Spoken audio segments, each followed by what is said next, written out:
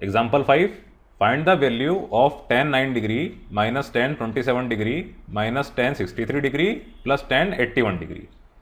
ठीक है, इसको हम देख लेते हैं। इसको सॉल्व करने के लिए आपको ये दो वैल्यूज़ याद रखना है, साइन 18 डिग्री और cos 36 डिग्री। ये कैसे आई है ये आपको करके नहीं आना है, सिर्फ वैल्यू सबको याद रखनी है। साइन 18 डिग्री होती है √5 माइनस 1/4 और cos 36 डिग्री √5 प्लस 1/4। अब इस क्वेश्चन को अप्रोच ऐसे करना है, आप देखिए एक जगह tan 9 डिग्री आ रहा है, एक जगह tan 81 डिग्री आ रहा है। आपने 10th क्लास में भी देखा था ऐसा। आप क्या करते थे, साथी ढूंढते थे। tan का साथी कौन, कॉम्प्लीमेंट वाला cot। तो यहाँ पे tan 9 डिग्री को आप या तो cot 81 लिख लीजिए या फिर tan 81 को cot 9 लिख लीजिए। ऐसा करने से कुछ तो होगा। देखिए मैंने इसको ऐसा करा, जैसे ही मैंने cot में करा तो मुझे क्या मिला, tan 9 degree plus cot 9 degree.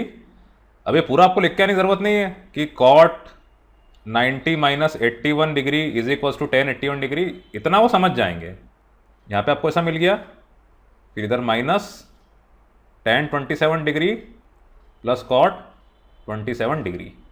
ठीक, अब आप देखिए tan और cot जब ये आमने सामने आते हैं तो असल में ये क्या होता है, sine theta by cos theta plus cos theta by sine theta. ऐसे क्वेश्चंस भी बहुत सारे थे आपकी 10th क्लास में, जिसमें कि आपको ये प्रूव करना था LHS is equals to RHS, जहाँ tan थीटा और cot थीटा साथ में आए थे। इधर कुछ नहीं होता, क्रॉस मल्टीप्लिकेशन होता है, ये sine square theta plus cos square theta upon cos theta sine theta, ऐसा हो जाता है। ये ऊपर वाला न्यूमरेटर आपका क्या होगा 1, तो 1 upon sine theta cos theta, ये ले दे के आपको मिलता है। ठीक है, अब यहाँ पे भी हम ऐसे करते हैं इधर, या मैं काम करता हूँ, एक में करके दिखा देता हूँ और एक को डायरेक्टली लिख लेता हूँ, उससे क्या रहेगा, कन्फ्यूजन नहीं रहेगा आपको। ठीक, ऐसा आपको मिल गया। इसमें भी ऐसे होता है बिल्कुल सेम टू सेम, तो उसको मैं लिख लेता हूँ -1 upon sine 27 degree cos 27 degree. Very very easy. अब आपको जैसा मैंने बोला था साइन 18 डिग्री कॉस 36 डिग्री, आप याद कीजिए यहाँ पे साइन ए कॉस ए आ रहा है, ये क्या होता है आपका 2 sine A cos A is equals to sine 2a। Very very easy, इसका हम यूज़ करने वाले हैं। तो ये क्या हो गया 2/2 साइन 9 डिग्री कॉस 9 डिग्री, यहाँ पे -2/2 साइन 27 डिग्री कॉस 27 डिग्री, तो 2 upon sine 18 degree -2 upon sine 54 degree. अब एक बार फिर आपको लास्ट टाइम कॉम्प्लीमेंट लेना है साइन का, साइन 54 डिग्री मतलब कॉस 36 डिग्री, तो ये आपका हो गया 2 साइन 18 डिग्री -2 नीचे कॉस 36 डिग्री। आपकी जो वैल्यूज थी वो पुट कर दीजिए आप, √5 माइनस 1/4 √5 प्लस 1/4। अभी आपको मिल रहा है 8 बाहर, √5 plus 1 minus √5 minus minus plus 1 upon 5 minus 1, √5 दोनों कैंसिल हो गए, 1 प्लस 1 2 16 16/4 मतलब कि 4। ये आपका आंसर है।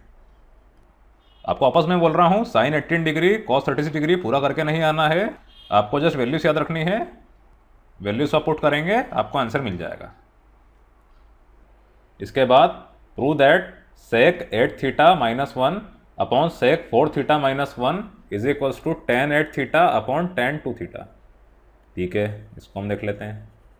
ये भी इजी क्वेश्चन है। आप ये देखिए कि आपको RHS में tan 8 थीटा मिल रहा है, एक जगह tan 2 थीटा मिल रहा है। tan थीटा कैसे मिलता है, जब साइन थीटा न्यूमरेटर में हो cos थीटा डिनोमिनेटर में हो, और ये पूरी चीज़ अगर डिनोमिनेटर में हो तो डिनोमिनेटर में tan थीटा मिलता है।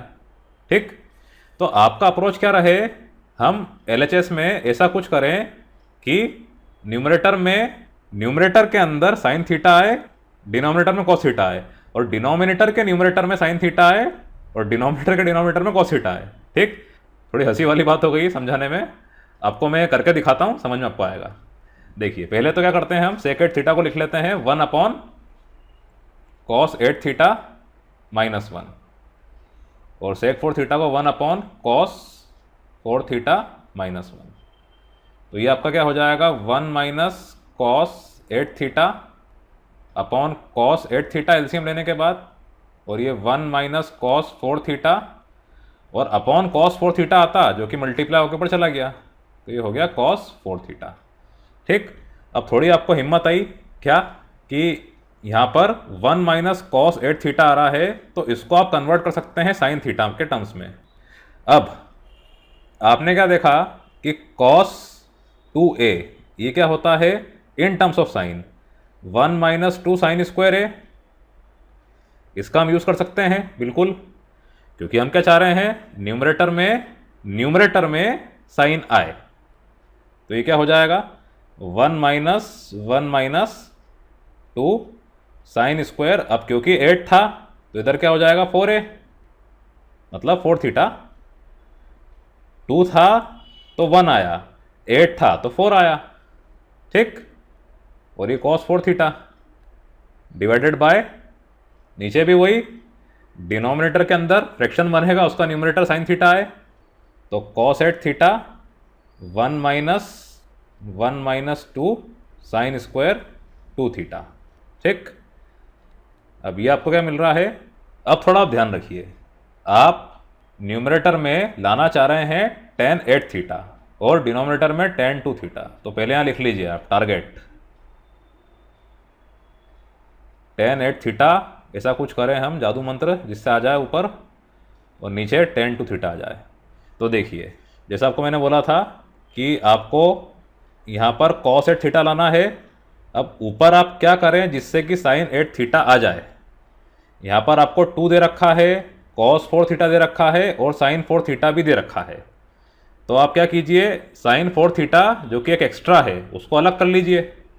ये हो गया आपका sin 4 theta into 2 sin 4 theta cos 4 theta. सिर्फ आपको RHS को देखते हुए क्वेश्चन को अप्रोच करना है। आप कर सकते हैं इसको इजी वे में अगर आप प्रैक्टिस अच्छी रखते हैं तो। अगर आप पहली बार कर रहे हैं तो भी कोई दिक्कत नहीं है। सिर्फ आप ये ध्यान रखिए कि आप चाहते क्या हैं, आपको लेकर क्या आना है। ये आपका हो गया cos 8 थीटा। चलिए tan 8 थीटा का काम आपका कंप्लीट हो गया।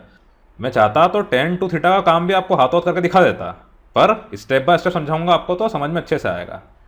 अब tan 2 थीटा डिनोमिनेटर के न्यूमरेटर में साइन थीटा आ गया है, कोई दिक्कत नहीं। लेकिन अब इसके अपॉन में क्या चाहते हैं आप, cos 2 थीटा आए। कैसे आएगा हम देख लेते हैं। अगर मैं इस साइन 4 थीटा को ऐसा लिख दूं 2 sine 2 theta into cos 2 theta, और नीचे वाले को 2 sine 2 theta into sine 2 theta, तो कुछ गलत नहीं है। इधर आपका ये हो गया sine 8 theta upon cos 8 theta. Sine 2 है कि आपने आइडेंटिटी यूज़ करी, 2 साइन है कॉस है। अब यहाँ पे आप देखिए ये दोनों cancel, sine 2 theta by cos 2 theta, यही आप चाह रहे थे, और यहाँ पे भी आप यही चाह रहे थे। तो आपको क्या मिल रहा है, ये 1 upon tan 2 theta into tan 8 theta. यही आपका RHS है, is equals to RHS, hence proved. Then example 7, solve the equation sine theta plus sine 3 theta plus sine 5 theta is equals to 0। यही बहुत इजी क्वेश्चन है, general solution वाला। आप देखिए sine 3 theta, तो आप साइन थीटा और साइन 5 थीटा को साथ में लीजिए, उससे आपको एक साइन 3 थीटा का टर्म मिल जाएगा। ऐसा हम करते आए थे, आपको मैंने एग्जाम्पलर में भी एक्सप्लेन किया था। ऐसी जोड़ी बनाई है जिससे कि आपको एक कॉमन टर्म मिल जाए। आपने साइन थीटा 5 थीटा ये लिया, मतलब क्या है, एक जगह आपको थीटा प्लस 5 थीटा बाई 2 मिलेगा, एक जगह थीटा माइनस 5 थीटा बाई 2 मिलेगा। ले देके एक जगह आपको मिलेगा 3 थीटा, एक जगह मिलेगा 2 थीटा। ठीक, तो इन दोनों को मैंने साथ में किया, तो sine 5 theta plus sine theta plus sine 3 theta is equals to 0।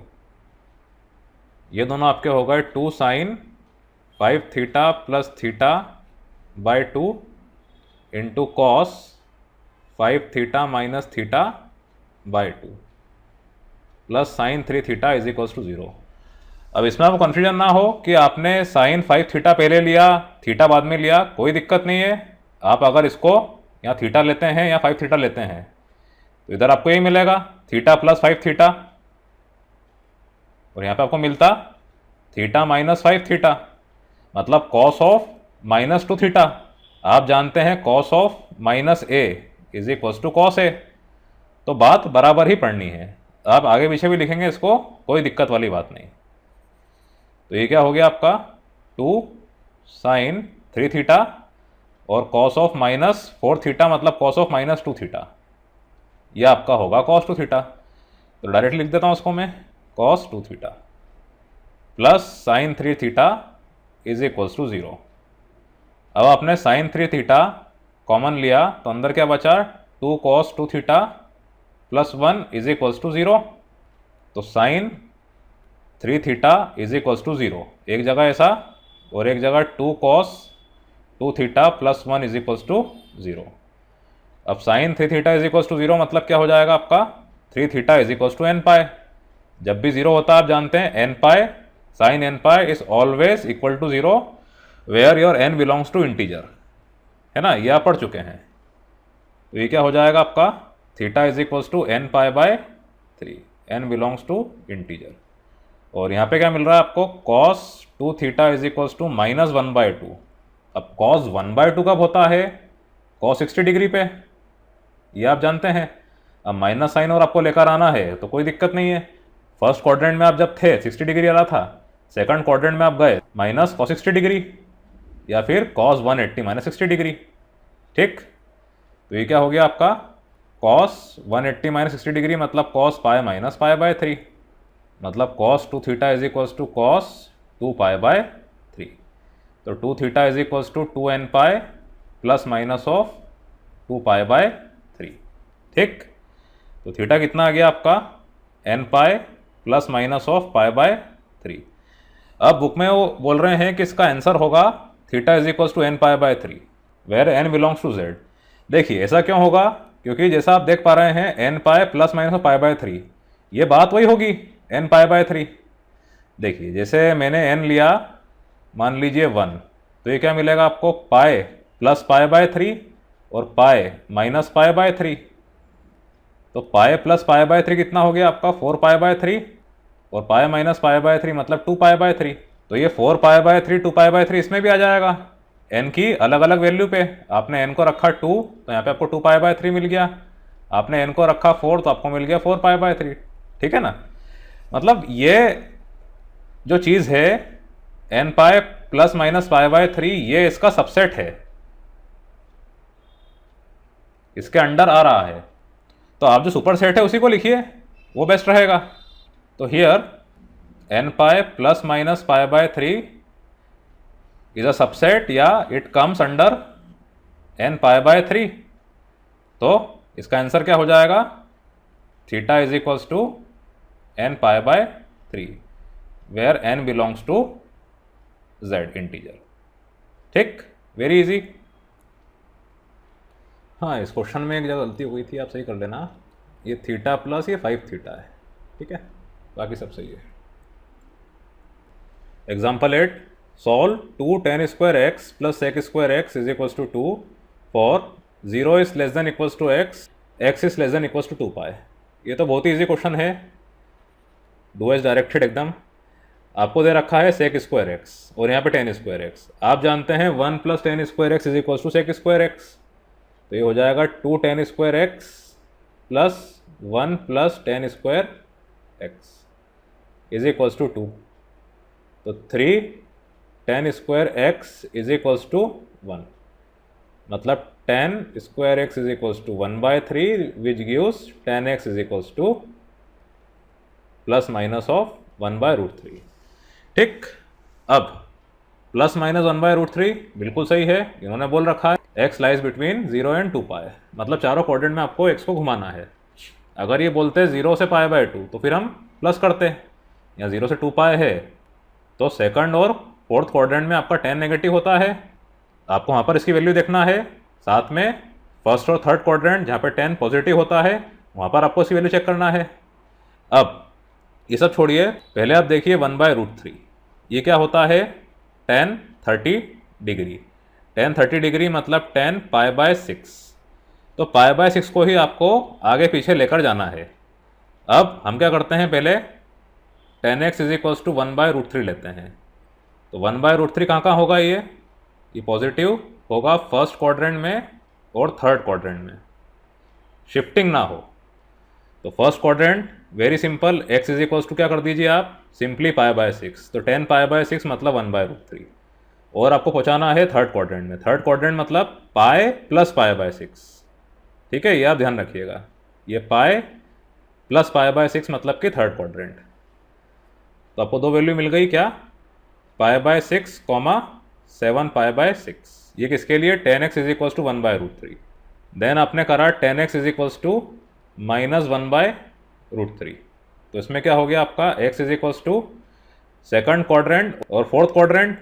तो सेकंड क्वाड्रेंट में जाने के लिए पाई माइनस π/6 और फोर्थ क्वाड्रेंट में जाने के लिए 2 पाई माइनस π/6। ठीक, यहाँ पे लिख देता हूँ मैं, ये सेकंड क्वाड्रेंट और ये फोर्थ क्वाड्रेंट आपके अंडरस्टैंडिंग के लिए। तो आपका x कितना हो गया, 5 π/6 और यहाँ पे ये 11 π/6। देख लीजिए सारी की सारी वैल्यूज़ क्या है, 0 से 2 पाई के बीच में है। तो x इज इक्वल्स टू क्या क्या वैल्यू हो गई, where x belongs to 0, 2 pi. ये इसका आंसर है।